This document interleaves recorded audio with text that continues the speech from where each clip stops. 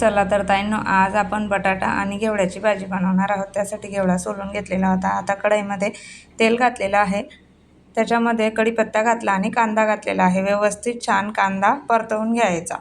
कांदा छान परतवून झाला की त्यामध्ये टोमॅटो घालणार आहे।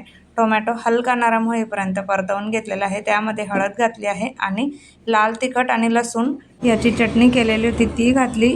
थोडासा गरम मसाला घातला आणि व्यवस्थित परतवून घेतला। घेवडा आणि बटाटा घातलेला आहे।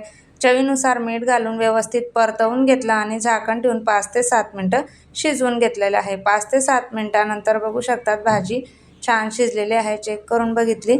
आता गॅस बंद केला, वरून कोथिंबीर घातली। गरमागरम आपली घेवड्याची भाजी तयार झालेली आहे।